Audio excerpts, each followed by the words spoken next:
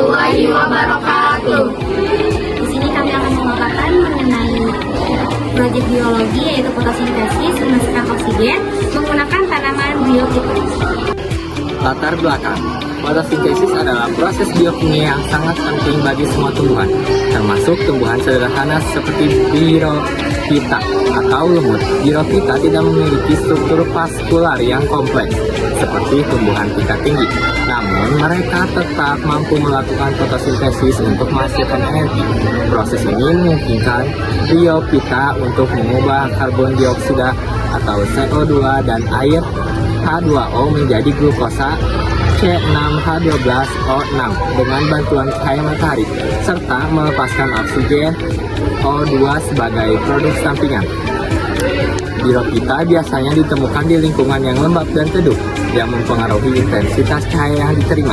Tidak seperti tumbuhan vaskular, birofita bergantung pada difusi air dan nutrisi, sehingga efisiensi fotosintesis mereka juga dipengaruhi oleh kondisi lingkungan, seperti suhu, intensitas cahaya, dan kesediaan karbon dioksida. Dengan demikian, memahami bagaimana faktor-faktor ini memengaruhi kecepatan fotosintesis pada birofita adalah penting, terutama karena mereka tidak memiliki akar dan jaringan pengangkut yang memadai untuk mendukung pengambilan nutrisi secara efisien.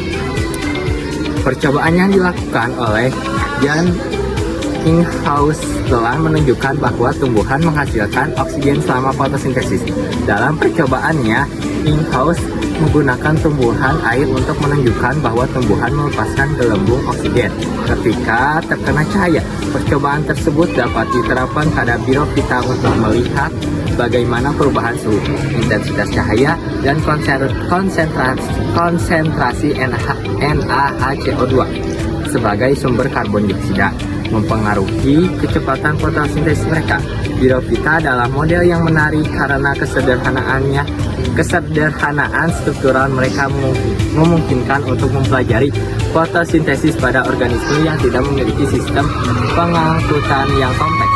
Oleh karena itu, percobaan ini bertujuan untuk mengukur kecepatan fotosintesis pada birofita dengan variasi perlakuan terhadap suhu, intensitas cahaya, dan konsentrasi NaHCO2.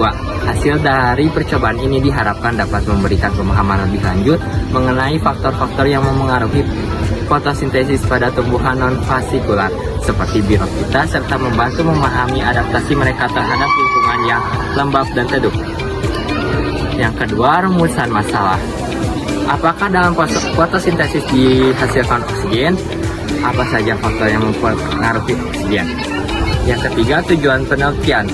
Untuk mengetahui apakah fotosintesis menghasilkan oksigen, untuk mengetahui apa saja faktor yang memengaruhi fotosintesis. Yang keempat, manfaat penelitian. Dapat membuktikan bahwa dalam proses fotosintesis dihasilkan oksigen, dapat mengetahui faktor-faktor yang mempengaruhi fotosintesis untuk mengetahui proses fotosintesis secara langsung. Jawaban pustaka. Birofita yang meliputi lumut daun dan lumut tanduk merupakan tumbuhan tingkat rendah yang juga melakukan fotosintesis seperti tumbuhan tingkat tinggi. Fotosintesis adalah proses biokimia yang mengubah energi cahaya menjadi energi kimia yang disimpan dalam bentuk karbohidrat. Tumbuhan biofita mengandalkan pigmen klorofil yang terdapat di sel-sel mereka untuk menangkap energi cahaya dan menggunakannya dalam proses sintesis senyawa organik. Biofita memiliki struktur tubuh yang sederhana, tanpa akar, batang, dan daun sejati. Mereka umumnya hidup di lingkungan yang lembab, di mana air berperan penting dalam proses penyerapan karbon dioksida atau CO2 dan distribusi nutrisi. Meskipun struktur tubuh biofita tidak kompleks, kloroplas yang mengandung klorofil di dalam sel-sel mereka mampu menjalankan fotosintesis seperti pada tumbuhan yang lebih maju. Fotosintesis pada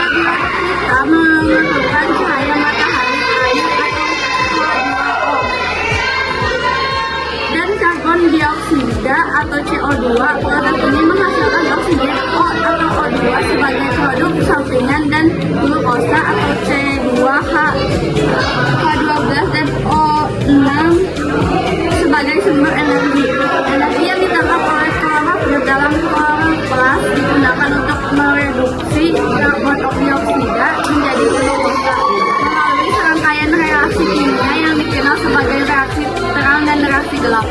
Reaksi terang terjadi di membran tilakoid kloroplas, di mana energi cahaya diserap oleh pigmen fotosintesis 1 dan 2. Pada biofita, fotosintesis ini bekerja mirip dengan tumbuhan tingkat tinggi, dengan fotosistem 1 menyerap cahaya pada panjang gelombang 700 cm dan fotosistem 2 pada 680 cm.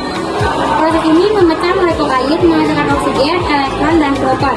Energi cahaya yang diserap juga mengubah ADP menjadi ATP dan NADP+ menjadi NADPH yang kemudian digunakan dalam reaksi gelap.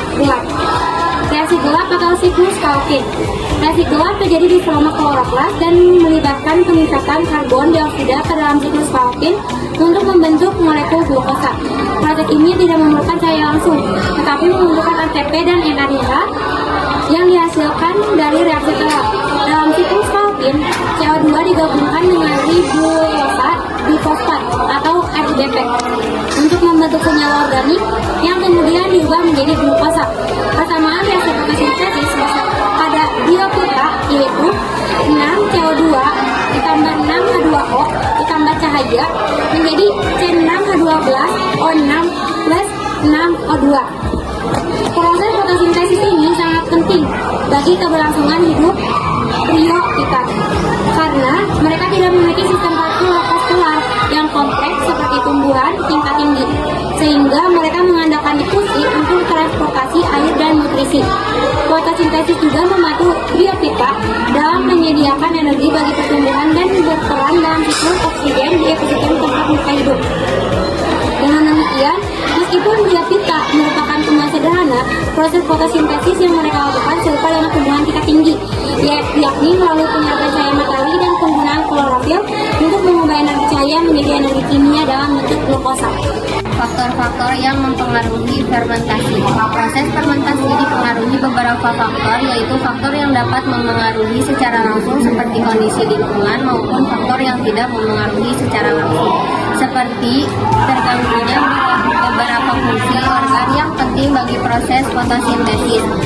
Proses fotosintesis sebenarnya peka terhadap beberapa kondisi lingkungan meliputi kehadiran cahaya matahari, suhu lingkungan, konsentrasi karbon dioksida atau CO2.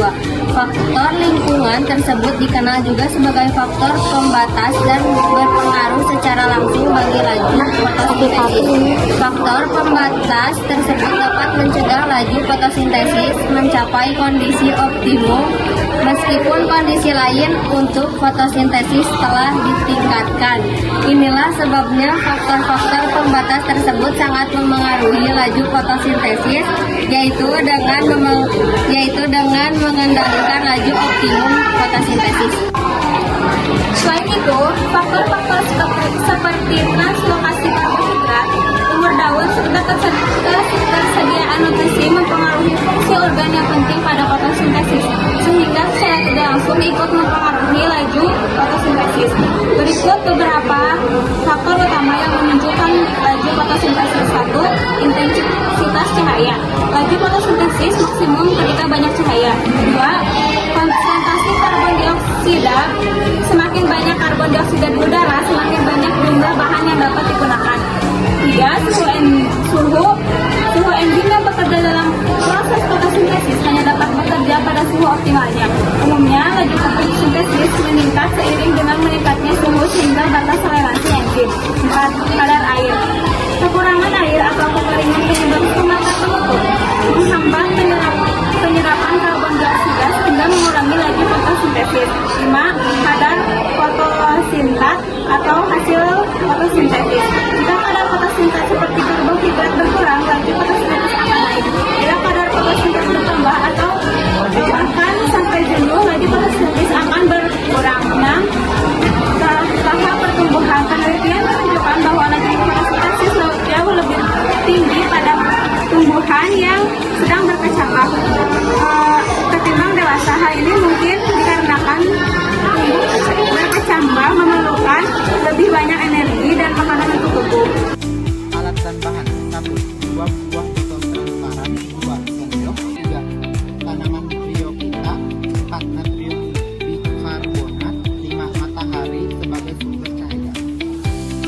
Langkah pertama, siapkan 2 botol bekas beri tanda A dan tanda B. Setiap botol diisi air sesuai tanda yang sudah diberikan. Untuk tanda A isi dengan NaHCO3, sedangkan tanda B tanpa NaHCO3 dan masukkan tanaman Bryophyta. Lalu tutup kedua botol tersebut hingga rapat, lalu balikan botol dan simpan kedua botol di tempat yang terdapat cahaya mataharinya. Setelah diamati 30 menit, botol yang diberi NaHCO3 menghasilkan banyak gelembung, sedangkan botol yang berisi air biasa hanya memiliki sedikit gelembung. Pembahasan. Dari hasil percobaan terlihat bahwa lumut yang ditempatkan dalam larutan dengan natrium bikarbonat atau NaHCO2 menghasilkan lebih banyak gelembung oksigen dibanding dengan lumut dalam larutan tanpa natrium bikarbonat. Hal ini menunjukkan bahwa penambahan CO2 dari natrium bikarbonat meningkatkan efisiensi fotosintesis. Proses fotosintesis memerlukan 3 komponen utama, yakni air atau H2O, karbon dioksida atau CO2, dan cahaya. Dalam reaksi terang, fotosintesis cahaya digunakan untuk memecah air menjadi oksigen dan elektron, yang kemudian digunakan dalam proses fotosintesis untuk menghasilkan glukosa. Dengan adanya natrium bikarbonat, konsentrasi CO2 dalam larutan meningkat sehingga lebih banyak CO2 tersedia untuk fotosintesis, yang mengarah pada produksi oksigen yang lebih tinggi. Hasil pengamatan menunjukkan bahwa pengaruh natrium bikarbonat terhadap fotosintesis dapat dilihat melalui jumlah gelembung oksigen yang dihasilkan. Oleh karena itu, eksperimen ini membuktikan bahwa penambahan sumber CO2 seperti natrium bikarbonat dapat meningkatkan laju fotosintesis pada lumut. Cukup sekian dari kelompok kami. Mohon maaf bila ada kesalahan. Wassalamualaikum warahmatullahi wabarakatuh.